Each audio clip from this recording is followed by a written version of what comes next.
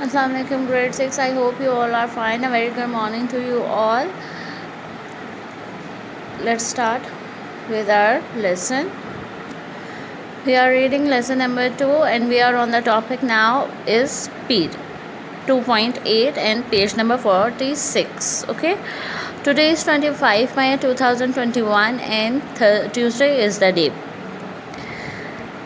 When we describe how fast an object moves, we are describing its speed. जब हम किसी चीज़ की रफ्तार की बात करते हैं तो हम उसकी स्पीड की बात करते हैं कि वो तेज़ी से चल के आया है या दौड़ के आया है या उसने ये रास्ता या फासला कितनी तेज़ी से कवर किया है. ठीक है. Speed is the distance travelled bye per unit time. Speed जो है वो ट्रैवल करती है पर यूनिट टाइम के हिसाब से, यानी उसके अंदर टाइम कितना लगता है. स्पीड आप इस तरह से कह सकते हैं कि किसी के चलने को या किसी भी मशीन की रफ्तार को हम कहते हैं कि कितने सेकंड में ये काम हुआ है. बेसिकली कितने सेकंड में ये रास्ता कवर हुआ है उसको पर यूनिट टाइम के हिसाब से मेजर किया जाता है. Speed is equal to distance travelled over time taken. यानी स्पीड जो है वो डिस्टेंस ट्रैवल कितना फासला तय किया है ओवर टाइम टेकन, यानी कितने वक्त में किया है. और ठीक है, इस तरह से हम ये करते हैं.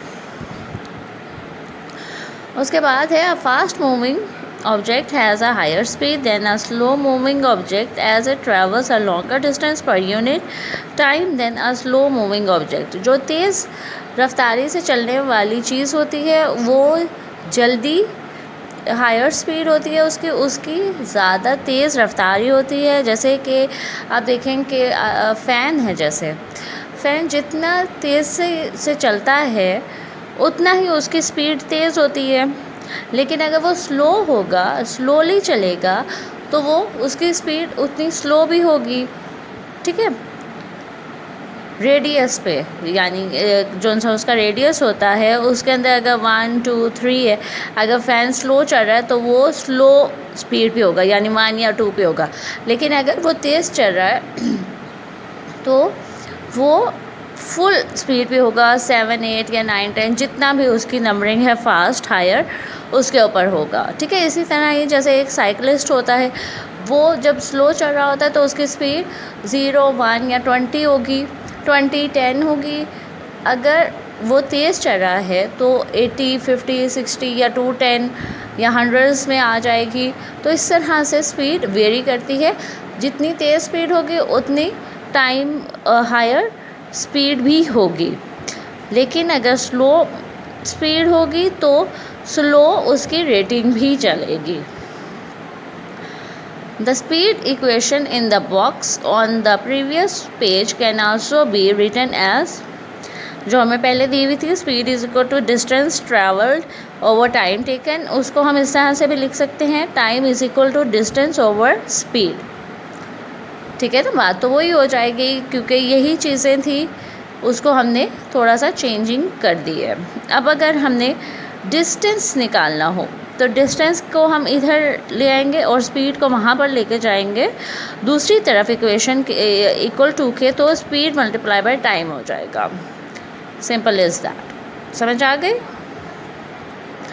फ्रॉम द स्पीड इक्वेशन, इस स्पीड की इक्वेशन से we can see that speed depends on 2 physical quantities, distance and time. Speed की इक्वेशन से हमें 2 चीज़ें पता चलती है, डिस्टेंस और टाइम, यानी कितना फासला था और कितनी देर लगी. टाइम का मतलब वक्त. The SI unit of speed can be derived from the SI unit of distance and time.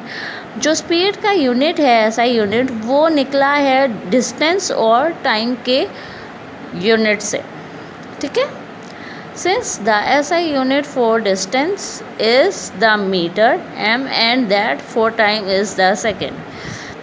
Distance के लिए मीटर होता है और टाइम के लिए सेकेंड. तो इन दोनों को मिला के जो स्पीड का यूनिट बनता है, ऐसा यूनिट, वो होता है मीटर पर सेकेंड।